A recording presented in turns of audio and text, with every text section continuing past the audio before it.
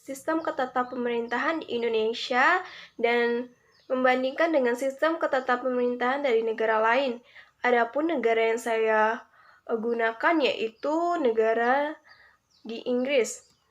Secara umum, kita tahu bahwa bentuk sistem pemerintahan di Indonesia terdiri dua sistem, yaitu sistem pemerintahan parlementer dan sistem pemerintahan presidensial.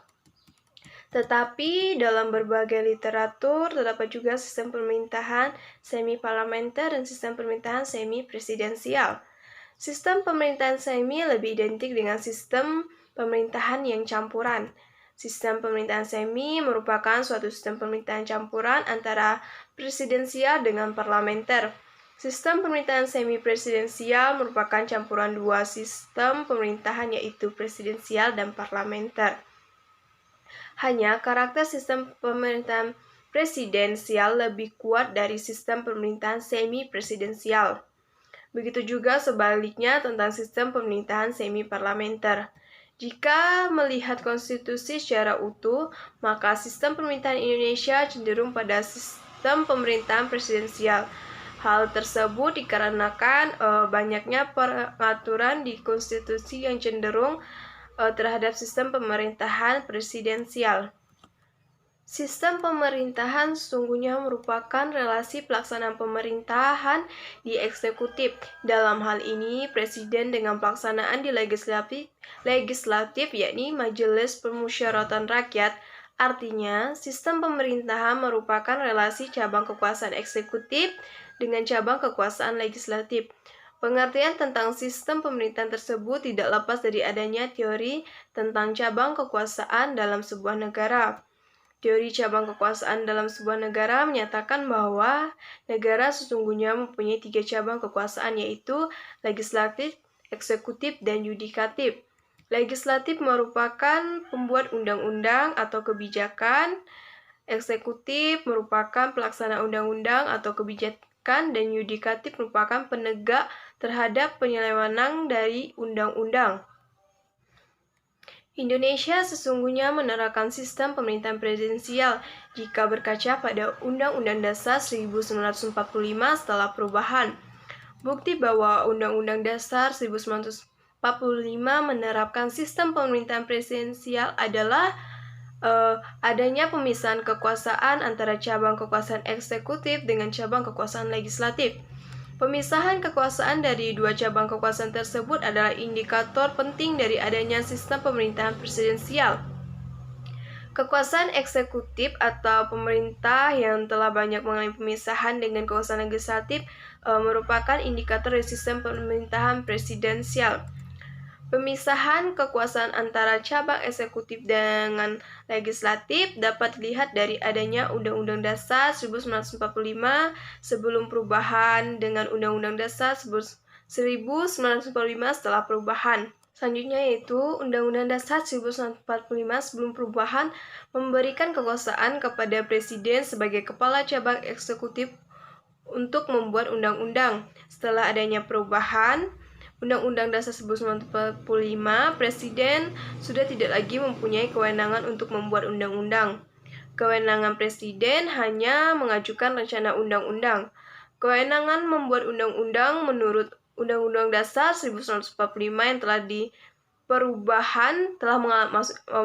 setelah mengalami perubahan adalah merupakan kewenangan dari Dewan Perwakilan Rakyat atau DPR. Hal ini merupakan bukti adanya pemisahan kekuasaan dan juga bukti bahwa sistem pemerintahan Indonesia berdasarkan Undang-Undang Dasar 1945 adalah sistem pemerintahan presidensial. Selanjutnya saya akan menjelaskan tentang sistem ketatapremerintahan di Inggris. Inggris dikenal sebagai Mother of Parliaments. Setelah runtuhnya Romawi, Inggris merupakan negara yang pertama kali menciptakan parlemen, yaitu setelah Dewan Perwakilan Rakyat yang dipilih oleh rakyat dengan kekuasaan untuk memecahkan problem sosial ekonomi melalui perdebatan yang bebas dan mengarah pada pembuatan undang-undang. Inggris adalah negara kesatuan yang bentuk pemerintahannya monarki. Hanya keturunan raja dan ratu saja yang dapat menjadi kepala negara.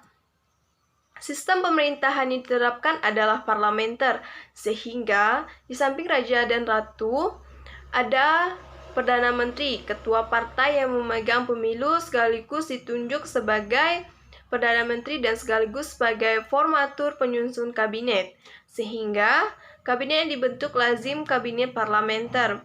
Karena partai politik yang menguasai kabinet sama dengan partai politik yang memegang mayoritas parlementer atau disebut dengan House of Commons. Kedudukan kabinet kuat dan jarang dijatuhkan parlemen sampai dengan dilaksanakannya pemilihan umum berikutnya. Adapun ciri-ciri pemerintahan Inggris sebagai berikut. Yang pertama, konstitusi Inggris tidak tertulis dan terus-menerus berevolusi. Yang kedua, bentuk negaranya kesatuan dengan sebutan United Kingdom, terdiri dari Inggris, Irlandia Utara, Skotlandia, dan Wales. Yang ketiga, parlemen terdiri atas 2 kamar, yaitu terdiri dari House of Commons dan House of Lords. Yang keempat, tidak adanya yudikatif sejajar dengan seperti Amerika Serikat, karena badan peradilan ditunjuk oleh kabinet, tetapi menjalankan tugasnya dengan bebas dan tidak memihak. Bila terjadi sengketa antara kepala negara dan pemerintahan, harus diselesaikan lewat parlemen yang terdiri dari 2 kamar. Yang kelima, kekuasaan legislatif dan yudikatif tidak terpisah. Parlemen adalah badan legislatif sekaligus menjadi bos dari eksekutif. Yang keenam yaitu Inggris sangat menghormati prinsip supremasi hukum dan lembaga oposisi atau partai oposisi. Yang ketujuh yaitu kabinet terdiri dari sekelompok yang dikepalai oleh Perdana Menteri. Kabinet bertanggung jawab kepada parlemen. Yang kedelapan yaitu mahkota atau kekuasaan raja atau ratu hanya sebagai simbol pemersatuan dan kesatuan nasional, oleh karena itu tidak memiliki kekuasaan politik. Yang kesembilan yaitu hak-hak sipil yang sangat asasi, sangat dilindungi dan dihormati.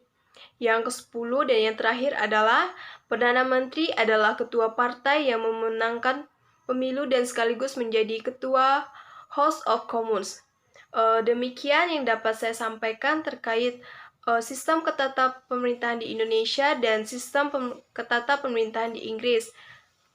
Terima kasih.